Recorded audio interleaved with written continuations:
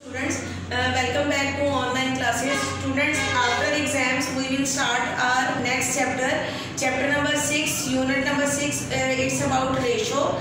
सबसे पहले तो मैं आपको बताती चलूँ कि रेशो होती क्या है। आपने अपनी बुक के पेज 66 को ओपन करना है और सबसे फर्स्ट लाइन में आपको रेशो की डेफिनेशन दी हुई है, जिसको आपने हाईलाइट कर लेना है। The numerical comparison between the two quantities of same kind is called ratio.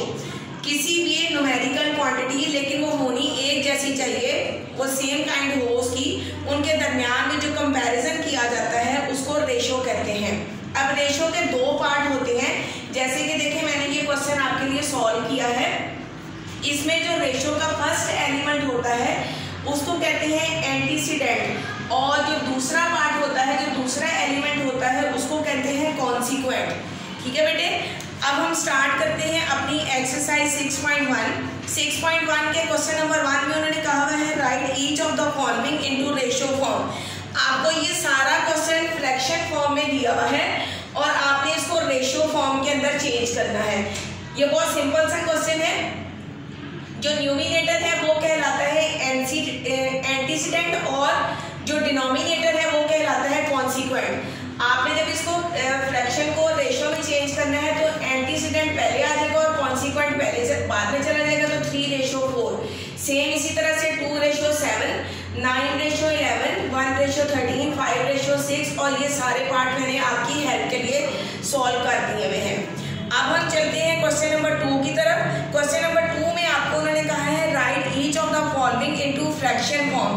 अब आपको ये रेशो फॉर्म के अंदर दिया हुआ है और आपने इसको फ्रैक्शन फॉर्म के अंदर चेंज करना है, यानी इस क्वेश्चन का रिवर्स है ये क्वेश्चन। पहले आपने रेशो में चेंज करना था फ्रैक्शन को, अब आपको रेशो दी हुई है और आपने फ्रैक्शन में चेंज करना है। फर्स्ट एलिमेंट जो एंटीसीडेंट है मैंने आपको बताया वो होता है न्यूमिनेटर, और कॉन्सिक्वेंट जो है वो डिनोमिनेटर बन जाता है। तो जब आप इसको फ्रैक्शन फॉर्म में चेंज करेंगे तो ये आ जाएगा 2/3। इसी तरह से 7/4, 19/20, 99/100, 1/10, 4.1/5.2, A/B और X/Y। नेक्स्ट क्वेश्चन है आपके पास question number 3, simplify the following ratio. इसको आपने सिंप्लीफाई करना है। सिंप्लीफाई करने का तरीका कार ये होता है कि रेशो क्योंकि आपको पता है सेम काइंड की होगी, तो आपने दोनों नंबर्स को किसी एक ही नंबर के ऊपर कट करना है, यानी दोनों नंबर को एक ही नंबर्स के ऊपर डिवाइड करना है, एक ही टेबल पे डिवाइड करना है, दो डिफरेंट टेबल पे डिवाइड नहीं करना। इस क्वेश्चन में से मैंने सेम काइंड के क्वेश्चन कर दिए हुए हैं, जो बाकी रिमेनिंग पार्ट है वो आपने खुद से सॉल्व करने हैं। क्वेश्चन नंबर 3 का पार्ट 2 मैंने किया है और पार्ट 1 बिल्कुल ऐसे ही होगा। 25 और 40 दी हुई थी रेशो। अब ये देखेंगे दोनों नंबर 5 के टेबल पर आते हैं, मैंने साइड पे लिख दिया डिवाइडेड बाय 5, 5 5 25 और 5 8 40। नेक्स्ट मैंने किया आपकी हेल्प के लिए पार्ट नंबर 4। पार्ट नंबर 4 और पार्ट नंबर 3 एक जैसा ही है। 4 में आपकी हेल्प के लिए कर रही हूँ 2/3 रेशो 1/9। अब इन दोनों का मैंने एलसीएम दे दिया क्योंकि मुझे डिनोमिनेटर को खत्म करना है और सिंपल रेशो फॉर्म में आंसर बनाना है, तो मैंने इन दोनों का एलसीएम दे दिया। 3 और 9 का एलसीएम लेंगे तो 9 आ जाएगा। दोनों रेशोज को, दोनों फ्रैक्शन को मैंने 9 के साथ मल्टीप्लाई कर दिया। डिनोमिनेटर जो है वो एलसीएम के साथ कट हो जाएगा, इधर भी 9 से कट गया और इधर भी 3 को 9 के साथ कट कर दिया तो 3 आ जाएगा। रिमेनिंग आपके पास बच गया 2 × 3 और 1 × 1, 2 3 6 और 1 1 1। अब ये दोनों किसी टेबल के ऊपर नहीं कट होते क्योंकि ये जो है ये इवन नंबर है और ये ऑड नंबर है। नेक्स्ट आपके पास है क्वेश्चन नंबर 6, पार्ट 6। पार्ट 5 और पार्ट 6 एक जैसा ही है और पार्ट 6 में आपकी हेल्प के लिए कर रही हूँ 5:2/3। अब ये आपको फ्रैक्शन फॉर्म दी हुई है, इसकी मैंने खुद से फ्रैक्शन बनाई, नीचे मान लगा के मैंने फ्रैक्शन फॉर्म में चेंज कर दिया। एलसीएम दोनों का लेंगे तो 3 एलसीएम आएगा। 3 को दोनों फ्रैक्शन फॉर्म के साथ मैंने मल्टीप्लाई कर दिया। ये 3 इस 3 के साथ कैंसिल हो गया, तो 5 × 3 और 2 × 1 रिमेनिंग आपके पास बच गया। तो 5 3 15 और 2 1 2 आपके पास आंसर आ गया। नेक्स्ट आपके पास है पार्ट नंबर 7 और पार्ट 8। ये भी दोनों सेम है। इसमें मैं आपके लिए पार्ट 8 सॉल्व करूंगी और पार्ट 7 आप खुद सॉल्व करेंगे। 0.02 और 0.04। सबसे पहले हमने इसका डेसिमल खत्म करना है। डेसिमल खत्म करने का तरीका आपको प्रीवियस क्लासेस में मैं सिखा चुकी हुई हूँ कि डेसिमल की जगह पर 1 लग जाता है और आगे जो रेस्ट ऑफ द वर्ड्स होते हैं उनको काउंट करके 0 को इंक्लूड कर दिया जाता है। डेसिमल की जगह पर 1 लग गया, आगे 2 वर्ड थे तो 2 0 लग गए। इधर डेसिमल की जगह पर 1 लग गया और आगे 1 वर्ड था तो 1 0 लग गया। अब ये लेफ्ट साइड का 0 और डेसिमल नेक्स्ट स्टेप में मैंने रिमूव कर दिया क्योंकि लेफ्ट साइड के 0 की कोई वैल्यू नहीं होती। 2 डिवाइडेड बाई 100 और 4 डिवाइडेड बाई 10 बन गया। उसी तरह से जैसे मैंने ये क्वेश्चन किया था, दोनों का मैंने एलसीएम लिया जो कि 100 आएगा। दोनों फ्रैक्शंस को 100 के साथ मैंने मल्टीप्लाई किया।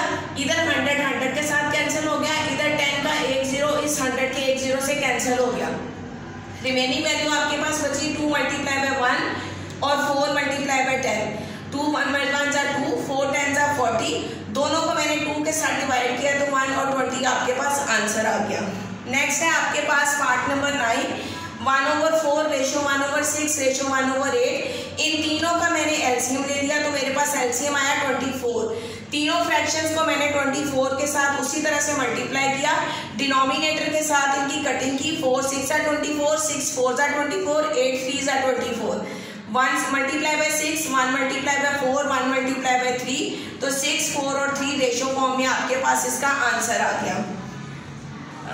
इसके बाकी जो पार्ट रह गए हैं वो आपने खुद से सॉल्व करने हैं। अब हम चलते हैं क्वेश्चन नंबर 4 की तरफ। Right each of the quantities into ratio and reduce into simplest form.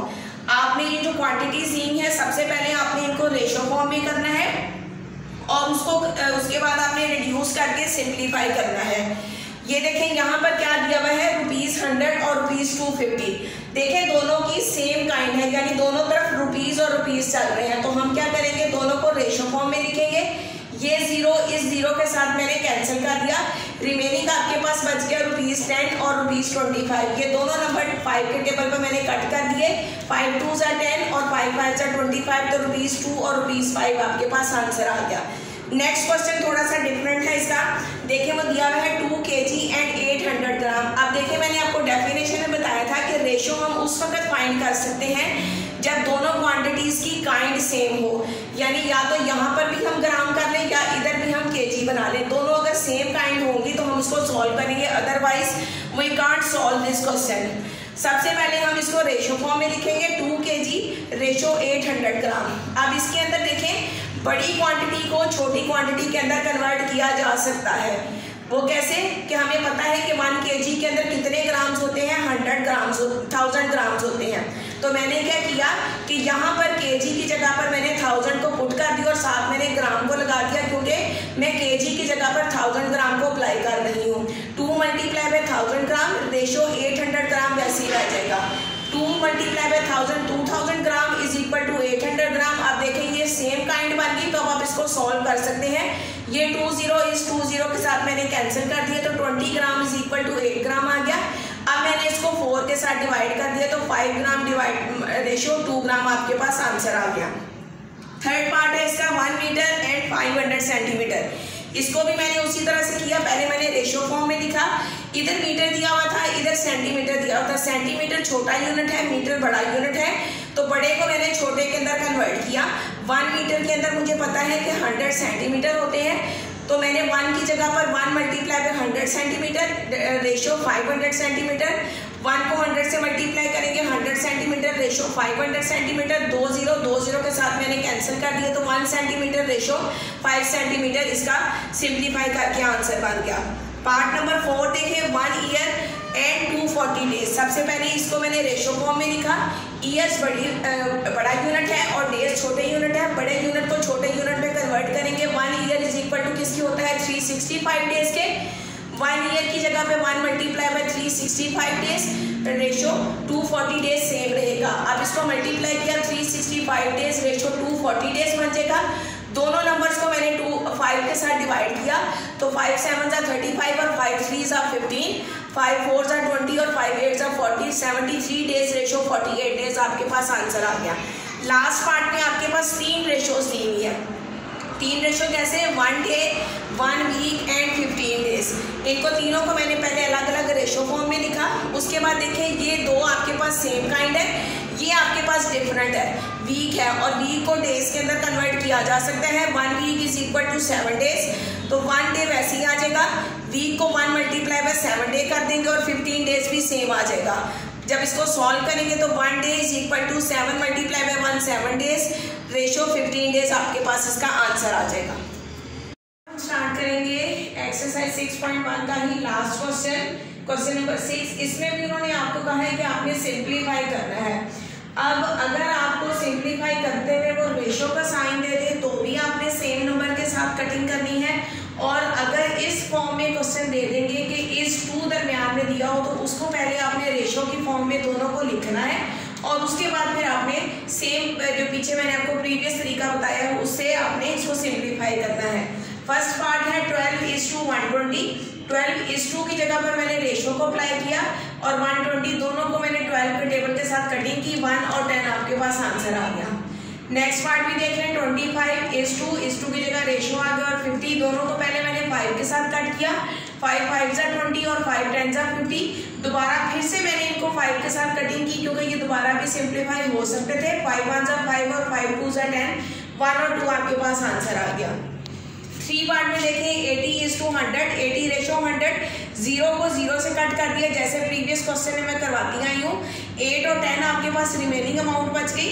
2 के साथ इसको मैंने सिंप्लीफाई किया, 2 4 8 और 2 5 10।